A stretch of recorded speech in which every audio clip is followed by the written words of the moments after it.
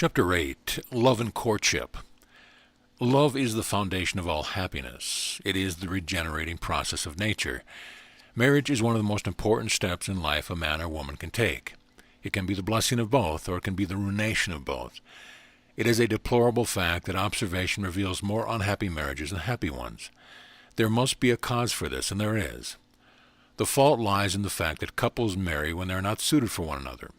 If they would be more careful in their selection instead of marrying too early in life, take time to improve themselves as suggested in this work, there would be more happy marriages. I trust that all young men and women who read this work will take advantage of the instructions before marrying. If one should believe in these teachings and the proposed partner should not, and refuse to develop along these lines, they are not suited to each other. No one should marry a man or woman just because they are engaged to do so. Unless you are thoroughly satisfied that your choice is a good one, don't marry. The time to reflect is before you are engaged, but if you have changed your mind up to the wedding day, you should not enter into the marriage. Marriage is a serious proposition and deserves careful study. Your own happiness and the happiness of others depend upon it.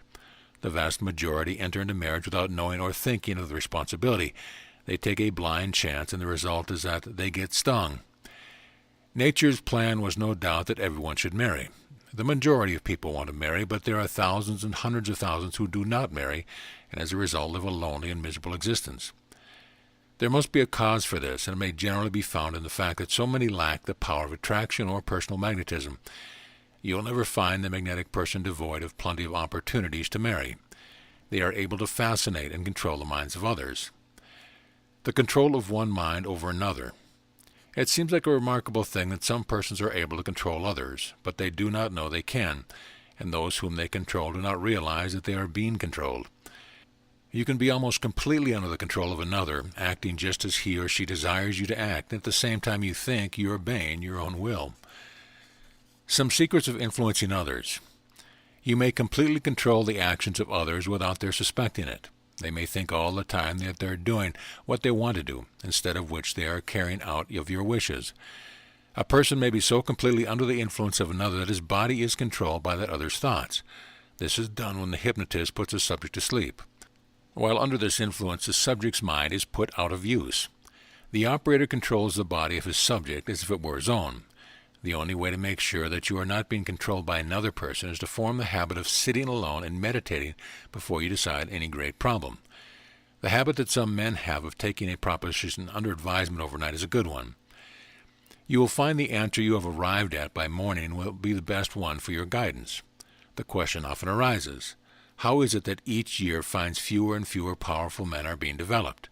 Or why is it that there are not more magnetic men born? We cannot speak of the past, but I can speak of the present. I think that men of today, as a general thing, have a more magnetism than ever before. This is a natural process of evolution.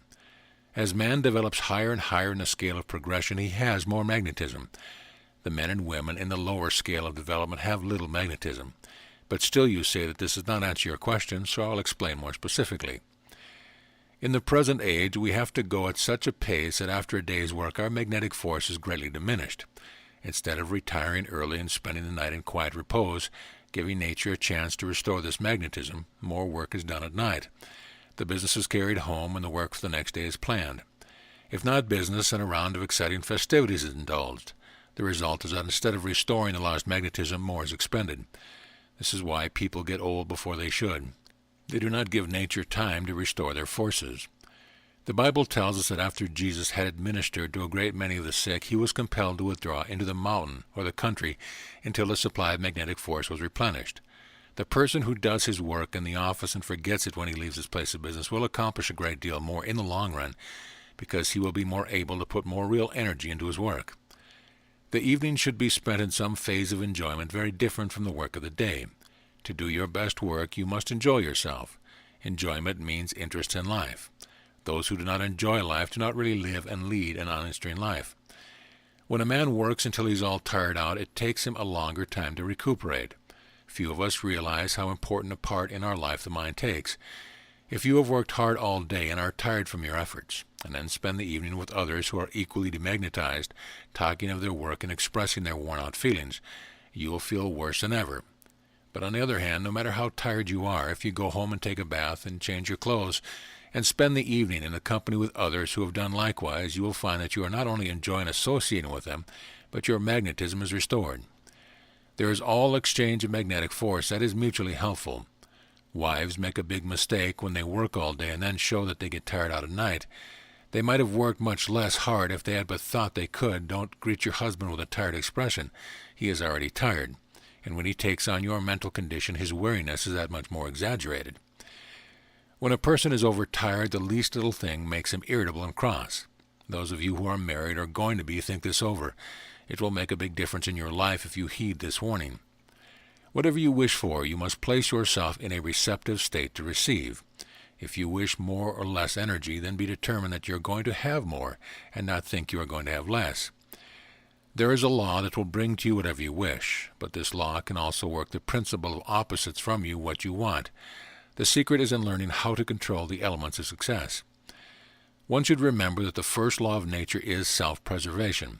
If this law is heeded, you will be able to help others also.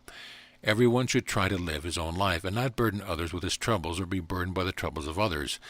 It does them no good, and it does you harm. Descartes says that if all the troubles in the world were laid in a heap, each person would take his own as preferable. This is due to the fact that each one's problem is his own solution.